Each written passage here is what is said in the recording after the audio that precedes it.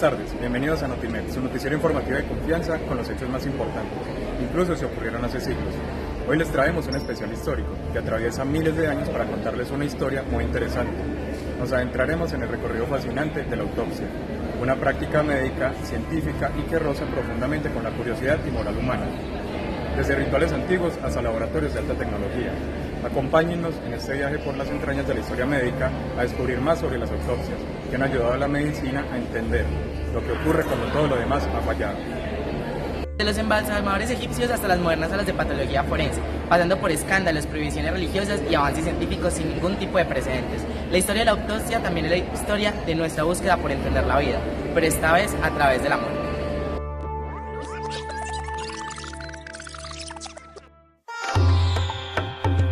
Comenzamos nuestro recorrido en las brumas de la prehistoria. Nos encontramos en una era en la que el conocimiento del cuerpo estaba envuelto en misterio. Aunque no hay registros escritos, se cree que algunas culturas prehistóricas manipulaban los cuerpos humanos con fines rituales, probablemente guiados por creencias mágicas o religiosas. Sin embargo, en Egipto, el cuerpo tenía un papel central. En Egipto, en cambio, los embalsadores dominaban conocimientos anatómicos rudimentarios, gracias a la práctica de la momificación.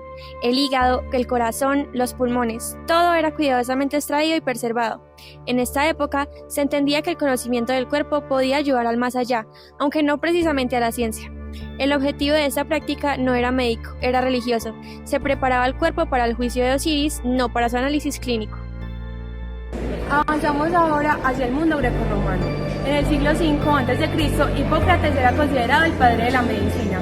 Promovía una visión racional de la enfermedad, pero sus conocimientos anatómicos provenían de la observación externa y de estudio de animales. Siglos más tarde, en el siglo II después de Cristo, Galeno, un médico romano de origen griego, profundizó en la anatomía mediante la disección de monos y cerdos, lo que llevó a formular teorías que dominarían la medicina durante más de 1000 años. Por otra parte, en el siglo III a.C., Herófilo y Erasistrato en Alejandría sí se atrevieron con disecciones humanas. Estas probablemente las hicieron en criminales. Esto fue un hito en la historia que no sobrevivió al cambio del clima cultural, ya que vino el rechazo a manipular cadáveres humanos que se impuso durante siglos, considerando esta práctica como profanación, y esto llevó a la detención en el progreso de la autopsia durante siglos.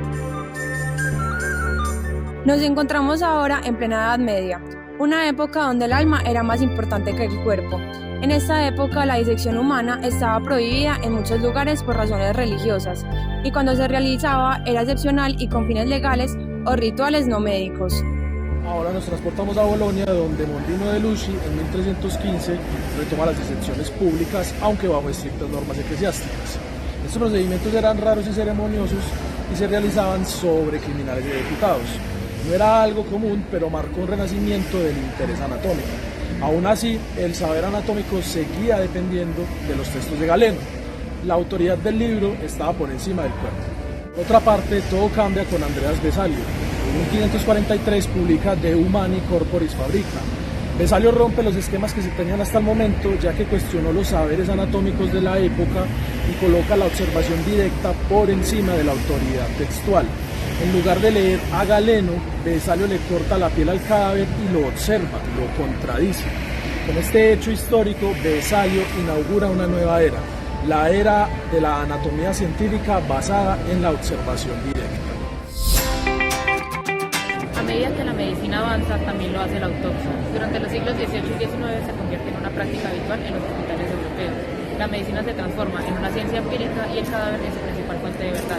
Es en este periodo donde se construyen los cimientos del método clínico anatómico: observar, diagnosticar y luego confirmar en la autopsia. En el siglo XIX, la autopsia se convierte en pilar de la medicina clínica. Rudolf Virchow lleva esto más lejos. Él sistematiza el método anatomopatológico separando clínicamente entre la clínica, la anatomía y la fisiopatología. Ya no solo se examina el órgano, sino también a sus células. Aparece la microscopía, la histología, y la autopsia se convierte en método científico de validación, que permite vincular síntomas con lesiones orgánicas específicas. Finalmente se formaliza el valor científico y legal de las autopsias. Las autopsias eran realizadas rutinariamente en hospitales, no solo para investigar causas de muerte ayudando a la validación diagnóstica, sino como herramienta docente para la enseñanza médica. Era frecuente que los errores diagnósticos se revelaran en la mesa de autopsias, generando aprendizajes valiosos para médicos en formación. Pero ¿qué pasó después? ¿Qué pasó con la autopsia? Aunque en el siglo XX la autopsia llegó a su punto más alto, hoy vive una gran crisis. En palabras de expertos, estamos presenciando su lento ocaso. En las últimas décadas ha habido un descenso drástico en el número de autopsias hospitalarias, incluso en países desarrollados. Las causas. Entre las razones están el desarrollo de tecnologías de imagen que muchos médicos creen suficientes, el miedo a demandas por errores descubiertos post-mortem y la falta de financiación por un menor interés académico. Además, la medicina actual está centrada en lo vivo, en lo inmediato y en lo reputable. A pesar de esto, expertos advierten que múltiples estudios han demostrado que entre un 10 y un 30% de los diagnósticos clínicos son erróneos.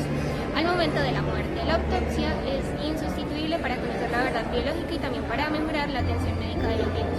La autopsia sigue siendo la mejor herramienta para saber la verdad cuando el cuerpo ya no habla. Desde antiguos hasta laboratorios contemporáneos, la autopsia ha sido espejo del conocimiento médico, de los valores culturales, religiosos, éticos y de nuestras tensiones con la muerte.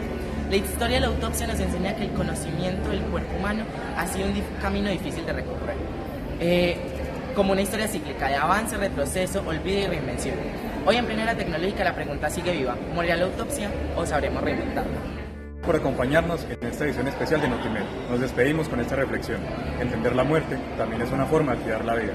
Hasta la próxima.